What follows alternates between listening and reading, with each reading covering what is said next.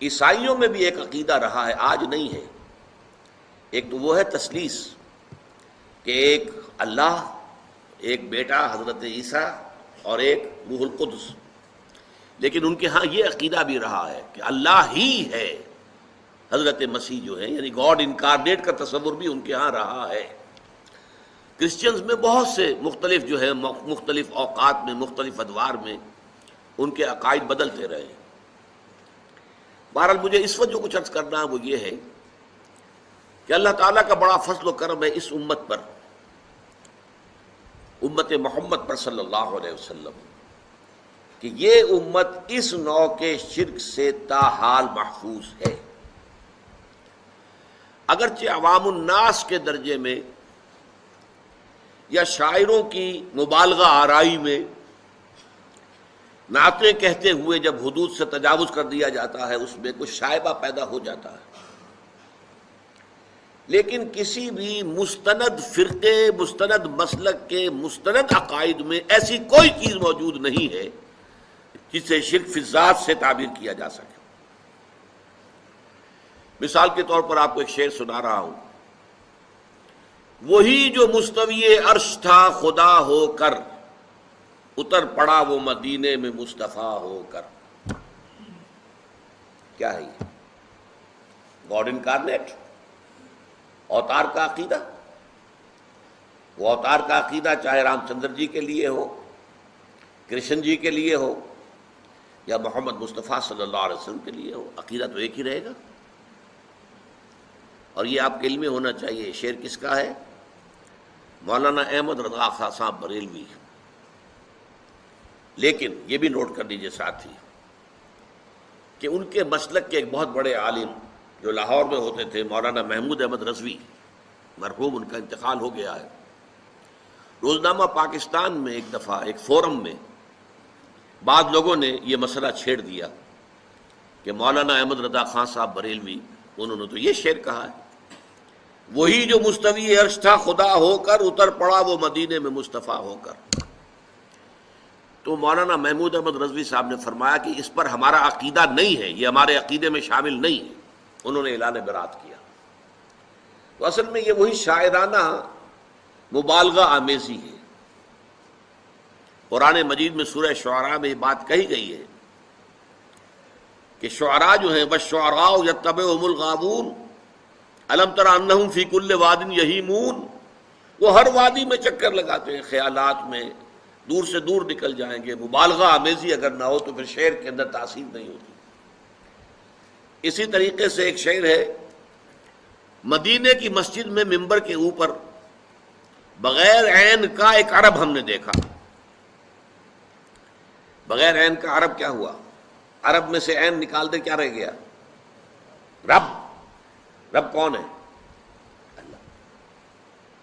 بغیر عین کا ایک عرب، معاذ اللہ ثم معاذ اللہ ثم معاذ اللہ. یا ایک اور لفظ ہمارے یہاں استعمال ہوتا ہے کہ وہم پیدا کرنے کے لیے، ایہام جس کو کہتے ہیں. احمد بے میم، احمد بے میم، احمد میں سے میم نکال دیں گے کیا بچے گا؟ بتائیے.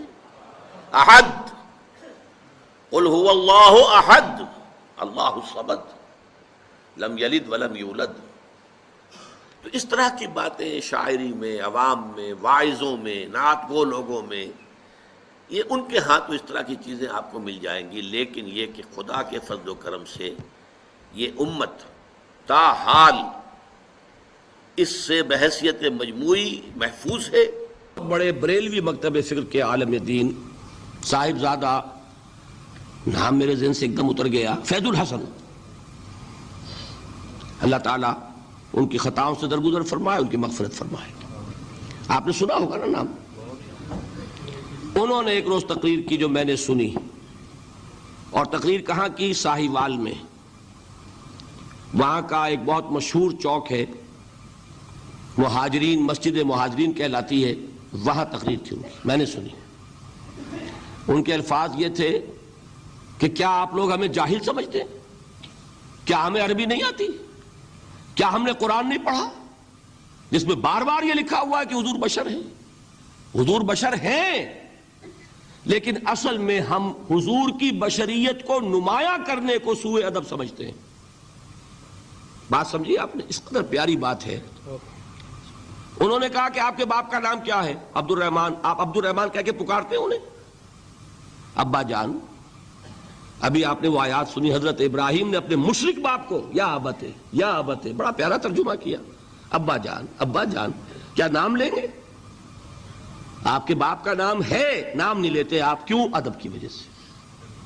اسی وجہ سے ہم در حقیقت حضور کی بشریت کو نمایاں کرنے کو سوء ادب سمجھتے ہیں. ورنہ کوئی ہم جاہل ہیں, ہمیں عربی نہیں آتی, ہم نے قرآن نہیں پڑھا, ہم جانتے ہیں کہ وہ بشر ہے. بات سمجھ میں آئی؟ کتنی آسانی سے مسئلہ حل ہوتا ہے بشرطے کہ نیت حل کرنے کی ہو. آخر آمنہ کے بیٹے ہیں, عبداللہ کے بیٹے ہیں, عبد المطلب کے پوتے ہیں. بچپن آپ پر گزرا ہے, لڑکپن آپ پر گزرا ہے, نوجوانی آپ پر آئی ہے, جوانی آپ پر آئی ہے, شادی آپ نے کی ہے, اولاد آپ کی ہے. کون بے وقوف احمق ہوگا کہ جو آپ کی بشریت کا انکار کرے گا؟ لیکن یہ کہ جس طریقے سے اس کو بیان کیا جاتا ہے وہ ایک مسئلہ بن گیا اختلافی. وہ رد و قضا اور کھینچ تان. اور اس میں بھی سمجھ لیجئے مثلکم پر جو ایمفیسس بعض حضرات دے دیتے ہیں اپنے توحیدی, جو ان کے اندر ایک مزاج ہے, اللہ تعالیٰ ان کے مزاج کو اور پختہ کرے, لیکن اس میں بھی مبالغہ کیا جاتا ہے. ایک حدیث مجھ سے سنیے جس میں حضور نے مثل کا انکار کیا. مثلکم کا مطلب اگر کسی نے یہ سمجھا کہ بالکل ہم جیسے ہیں تو بہت بڑی مغالطے میں. حضور صوم وصال سے منع فرماتے تھے, خود رکھتے تھے. صوم وصال کیا ہے؟ آج روزہ رکھا, شام کو افطار نہیں کیا, وہی روزہ رات بھر چل رہا ہے, اگلے دن بھی چل رہا ہے, شام تک کو جا کے پھر کھولا تو 2 دن کا صوم وصال ہو گیا. اگلے دن بھی نہیں کھولا, چلا تو 72 گھنٹے کا صوم وصال ہو گیا. یہ کیا ہے؟ صوم وصال. خود رکھتے تھے اور صحابہ کو روکا. صحابہ میں سے کسی نے ہمت کر لی, حضور آپ خود رکھتے ہمیں روکتے. فرماتے ہیں ایکم مثلی, تم میں سے کون مجھ جیسا ہے؟ ابھی تو عند ربی, میں تو اپنے رب کے پاس رات گزارتا ہوں. ہوا یطعمنی و یسقین, وہ مجھے کھلاتا ہے پلاتا ہے. بتائیے کون ہے جو اس کا دعویٰ کرے گا؟ حضور کے خصائص ہیں. حضور خود فرماتے ہیں تم صرف سامنے سے دیکھتے ہو, میں پیچھے سے بھی دیکھتا ہوں. کہاں ہوا وہ مثلیت؟ اگر آپ نے بالکل اپنے جیسا سمجھ لیا تو بڑے مغالطے میں ہیں آپ. نبی کا مقام ہے, نبی کا رتبہ ہے, نبی کے خصائص ہیں.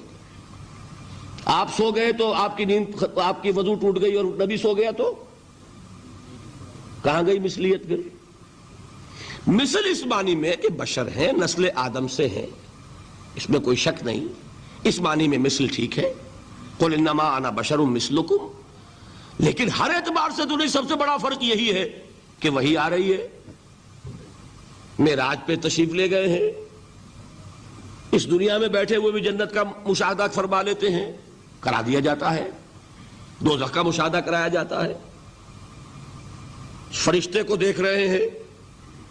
یہ چیزیں ہیں. اور پھر خصائص جیسا کہ میں نے عرض کیا کہ آپ پیچھے سے بھی دیکھتے ہیں.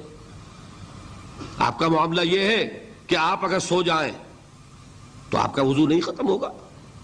یہ ساری چیزیں جو ہیں ان سب کو بیلنس کیجئے تو معلوم ہوگا کہ آپ بشر بھی ہیں 100% درست. لیکن آپ کی وہ نورانیت, آپ سراج منیر, ہدایت کا روشن چراغ, آپ کی جو روح انور ہے وہ آپ کے اس جسدی وجود پر اس طریقے سے حاوی ہے کہ گویا کہ اس نے اس کی ظلمانیت کو ختم کر کے رکھ دیا. اس معنی میں کوئی کہے نور مجسم تو مجھے کوئی اعتراض نہیں. یہ ہے ان چیزوں کو جمع کرنے کی شکل, خواہ مخواہ کی کھینچ تان کے سوا کچھ نہیں. بہرحال یہ پہلا حصہ ختم ہوا.